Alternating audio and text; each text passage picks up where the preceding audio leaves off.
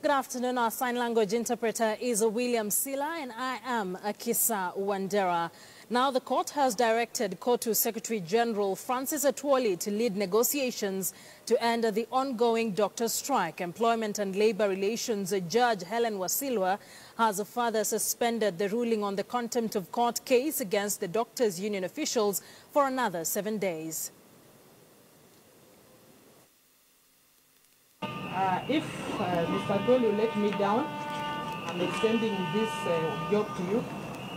I'll proceed because the ruling is ready and deliver my ruling on Monday, the 13th of February. So I mentioned this matter on 13th of February. The sentence is further suspended, and don't take this court for granted thinking that suspension is cowardice. It is not. This court has wide powers, but it's also exercising these powers with mercy and justice. So don't take it for granted. Now, right now we are going to put several authorities on the table for the doctors to see, and we are also going to rightly consult when we are with them together. And I'm sure positively after they have seen that, and we will compare with other organizations of similar nature. We are going to compare other collective bargaining arguments and how they have been negotiated. We are going back to the historical background of collective bargaining. And I think with that big exposure, we will be able to fix it. For us as a union, our stand is very clear. We want a better healthcare system that responds to the needs of the public and that responds to the needs of the doctor. There is no separation of doctors' rights from patients' rights. There is absolutely no separation of doctors' rights and patients' rights. Patients' rights are doctors' rights and doctors' rights are patients' rights. And they are all health rights. Okay? So there is no greater deed to frustrate the doctor in the name of bringing sanity to the patient. The two are intertwined. And in the next 7 days, that is the message the public must be aware of. For us as a union, we have engaged with goodwill. We shall continue to do so. So what exactly does this postponement of the judgment mean for Kenyans, doctors, the government, as well as the county governments? Let's now bring in the legal director of the Council of Governors, Mugambi Laibuta, who's joining us from our city center studios. A very good afternoon to you, sir. Thank you very much for joining us. It is yet another postponement of this particular judgment for the doctors. What does this mean in legal terms? The Council of Governors actually welcomes the mediation process that is spearheaded by KOTU. The Council of Governors has always maintained that it wishes to discuss these issues and negotiate with the unions in good faith so as to iron out any issues. Even the law itself, the Labour Relations Act, does provide for alternative dispute resolution processes. So this is a welcome move, and we do hope that in the next 7 days that these issues will be ironed out, there will be consensus and a concrete way forward, and that the doctor's strike will end by even before the 7-day period is over. This case has not been, this is not the first time it's been postponed, and many view it as a case that is now dragging on too long. Many seem to be very tired because every week they go to court and it's a different story. The issue of the case dragging on, how are the Council of Governors viewing this? The view is that the doctors actually have gone against explicit court orders by the Labour Relations Court, because they went against orders that indicated that they ought to end the industrial action, go back to work, so that negotiations may commence. And as you're very well aware, the council, all county governments, the 47 of them, were not party to the so-called CBA. Further, there have been no recognition agreements. The law allows that before even such negotiations can commence, that a union has to enter into recognition agreements with the employer, which is the 47 counties, which in effect goes to a collective bargaining agreement. So according to the Council of Governors and as indicated by the court, there is no CBA that is binding between the 47 county governments and the doctors' union. Hence, that's why their strike is illegal in relation to the Labour Relations Act. So the Council of Governors has always been very clear that the doctors' strike must end for this process to commence in good faith. So, and all the council has always asked the court that they must enforce any disobedience of court orders must be dealt with according to the law. And that's where the council has always maintained that the doctors either end the strike or serve the 1-month sentence as stated by the court. Your sentiments have been echoed by so many other governors who've said that that particular CBA, the government as well, that particular CBA is not constitutional. The doctors insist that it should be signed and implemented. So what does this mean for the negotiations? How do we expect it to go? The negotiations, I believe, as I said, the Council of Governors is welcome to the idea of mediation, but this does not bind the Council of Governors of 47 counties because there is no recognition agreement in place between the council, between the 47 counties and the doctors. Once this recognition agreement is arrived at and is signed by all parties, then we can discuss an issue of CBA between the 47 county governments and the union. However, we still welcome the mediation that is spearheaded by KOTU. The latest development in this particular case, which is the entrant of KOTU Secretary General Francis Atwoli, who is going to lead the negotiations, will it change the dynamics of how things were expected to turn out? Remember that doctors had said they will not renegotiate. So how do we expect this to pan out? The court has stated in many times, like Justice Monica Mbaru and even Justice Wasilo has indicated that the CBA is not in a position to be implemented because one, it was unprocedurally gotten into because when the CBA was signed, county governments were in place. The unions and national governments did not involve county governments. So the county governments are not privy to that process. But as I said, the 47 counties welcome a situation whereby recognition agreements are signed between the union and the doctors. But hoping that this mediation process by KOTU, one, will ensure that doctors call off the industrial action and they do negotiate with the Council of Governors to set straight within the Constitution and the labor relation laws so that there can be a CBA that has the constitutional and legal power to be registered by the courts and implemented and binding to all parties. Thank you for speaking to us. That is Mugambi Laibuta, the legal director of the Council of Governors. And as he says, they're very optimistic about the negotiations that will be spearheaded by KOTU Secretary General Francis Atwoli. Now, reports from Nakuru say the nurses in the county are launching their strike today. Our reporter, Victor Ogale, is following this development and now joins us for more details. A very good afternoon to you, Victor. Have the nurses begun their strike? Well, Akisa, the strike began a few hours ago, probably 2 or 3 hours ago, and the nurses from the county, from the Provincial General Hospital, they marched all the way singing and dancing songs that did not quite augur well with the Nakuru County government. They were singing songs that were not praising the administration of Kinudi Mbugo, as well as they were chanting songs that were against the Chief Officer for Medical Services here in Nakuru County. And they went to the Nakuru County government headquarters where they pitched tent seeking audience with the governor, whom we later realized that was not in office.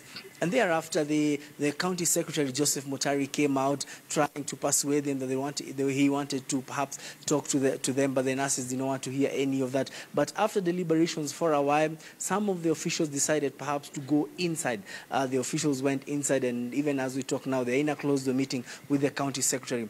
Just to bring you in the know is that they are yet to receive their salaries for December and January. And remember, Nakuru County nurses have a special case compared to nurses from the other 46 counties in the country. Even when other nurses were in a nationwide strike end last year, Nakuru County nurses had begun theirs earlier. They began theirs towards the end of November, while the rest of the country began on the 5th of December.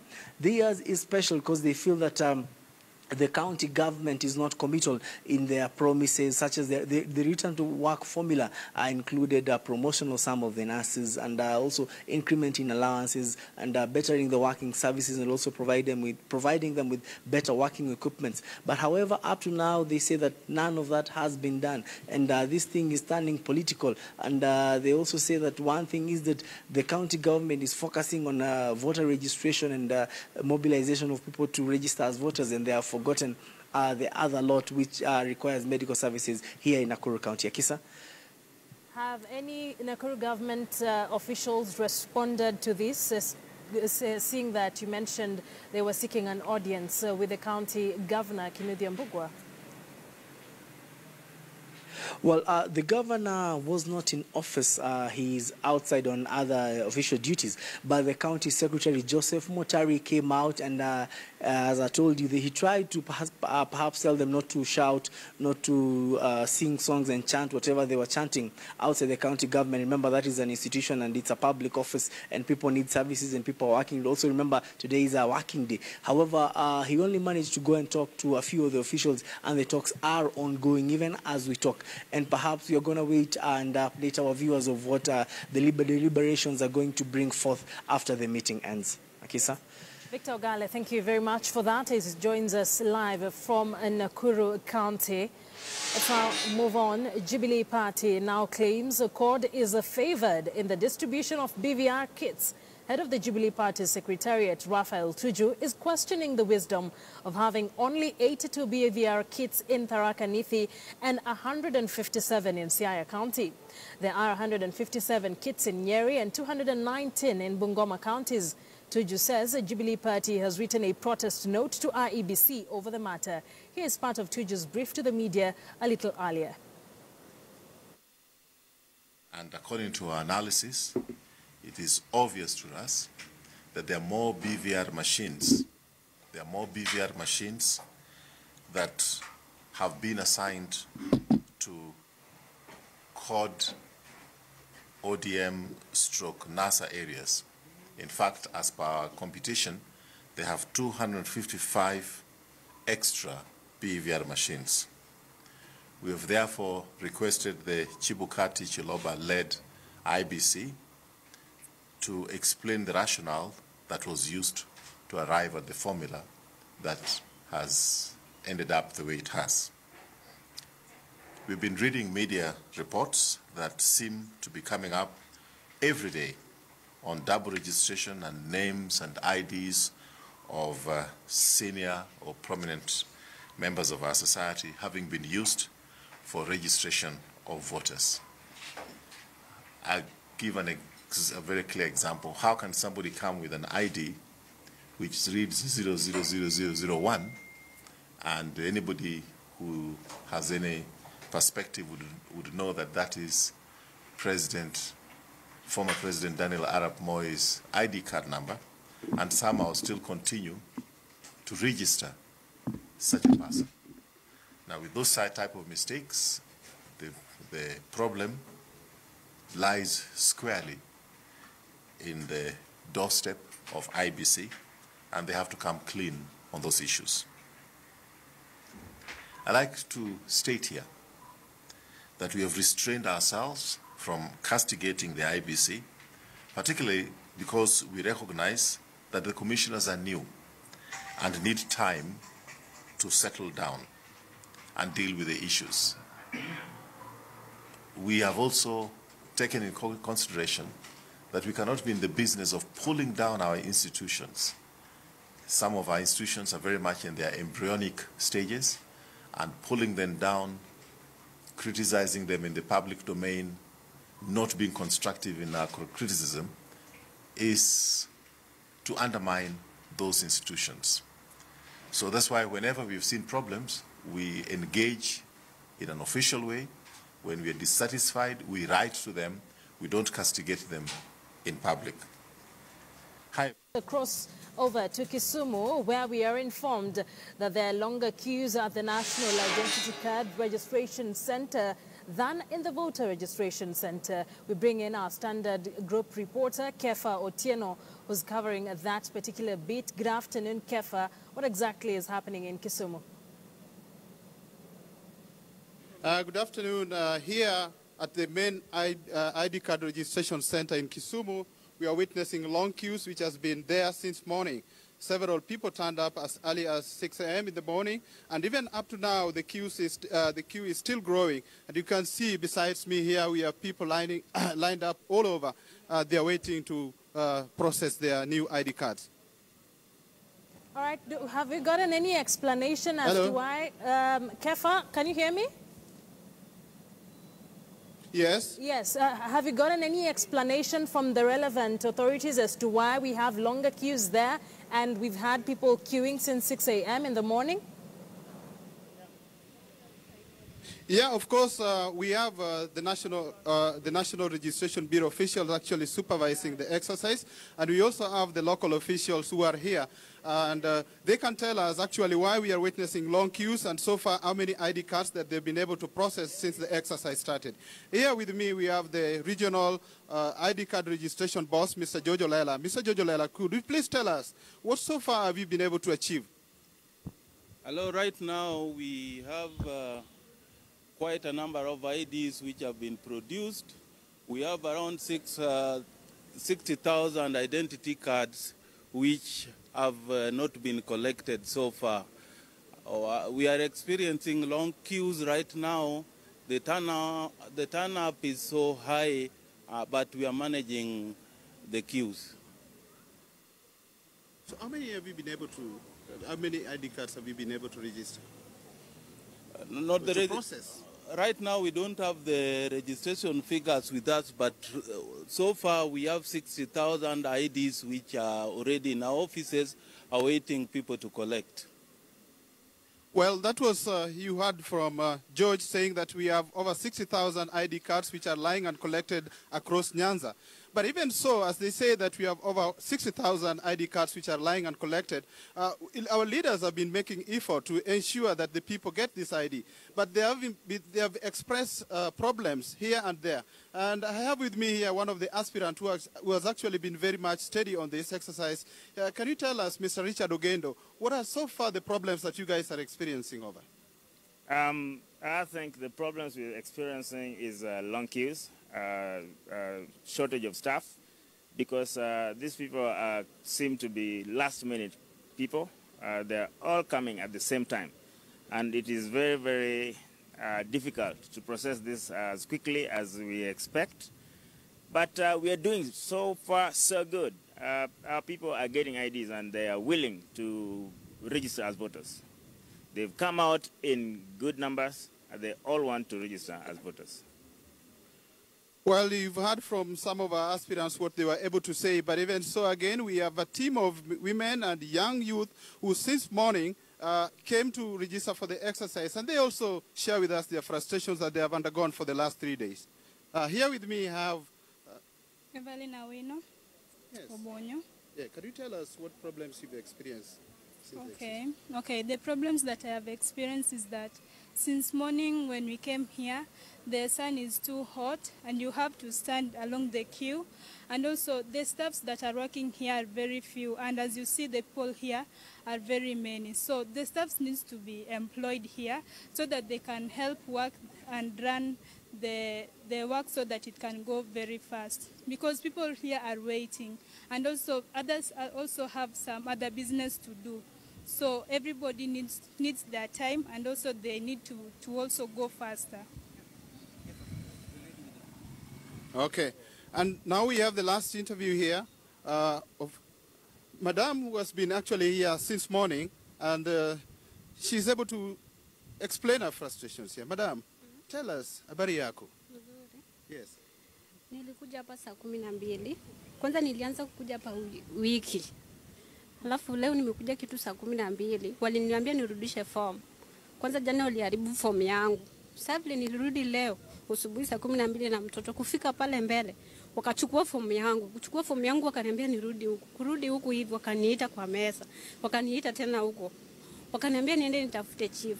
Na kenye nimetumia nilitumia ID ya baba yangu na baba yangu alikufa. Natumia death yake. Na sasa siwezi fuata photocopy yake. Sasa sasa tena wananiambia niende nitafute chief aniandikie barua. Na chief hayuko hapa. Na nilikuja na mtoto, niko na mtoto mdogo. Nitafanyaje sasa? Such is the frustration that many are facing here as the exercise continues. Now the leaders are now calling on IBC, if possible, that they should extend the registration exercise. Kefa Otieno reporting live from Kisumu. Kefa, thank you. Kefa, thank you very much for that report. Quite a tedious exercise there for residents of Kisumu County. But let's now head over to Turkana, where hundreds of residents have descended into the home of an MCA in Lodwar asking for food Turkana is experiencing food and water shortages as the ongoing drought rages on. Our reporter, Joanne Letting, is currently at the MCA's house in Lodwar and joins us via phone for an update. Good afternoon, Joanne. Hundreds throng one man's home. Has he been able to feed them? Thank you, Akisa. As we speak, he's really struggling to ensure that they get food and water. Actually, we are at his home, and he was telling us that he's been to many shops asking for food, and he has not been able to actually pay for them. He has promised that probably at the end of the month, this coming month, he'll be able to pay. So he's a troubled man, actually, because thousands are living in his home, quite literally. What exactly are the residents saying? Why this particular MCA? And is it the first time that they've gone to his house? The MCA is Jacob Nakuru, who hails from Kibish ward, where the drought has really affected locals. So they're saying they're coming all the way over 400 kilometers from Kibish to the MCA's house because they think probably he's going to help them to get food and water. They're saying they have not received any help from all quarters, from the government, from other agencies, not even the church or the non-governmental organizations. So they have come all the way to see if their MCA is able to feed them because they have lost of their livestock to drought. Has the MCA sought any help from other relevant authorities? We spoke to him and he was telling us that he has spoken to the county government, asking them to provide at least food and water, but so far he has not received any help. But he was actually appealing to all sectors that can help to come out and actually help him out and help the people of Kibish who are really suffering from this drought that continues to bite. All right, Joanne, before I let you go, I know you have been covering this for a while, and the government under the Ministry of Devolution and Planning said that relief food will be distributed to so many people who are in parts of the in parts of Kenya that are ravaged by drought. Have you seen any relief food in parts of Lodwar and Turkana being distributed to residents? Actually, we have not seen any food actually being distributed to the locals, but we spoke to the chief executive officer, the county executive officer in charge of disaster management, Charles Lukiota, and he was telling us that their teams are actually still in the field checking out to see the most affected areas so that they may be able to distribute the food that is available in Turkana County, and so far they have not distributed any food. They were actually appealing to other agencies and partners to come out and support them. So far, nothing, Akisa. Joanne, thank you very much for giving us that update. Joanne Letting is our reporter joining us from Lodwar in Turkana, giving us an update on that very unfortunate story there.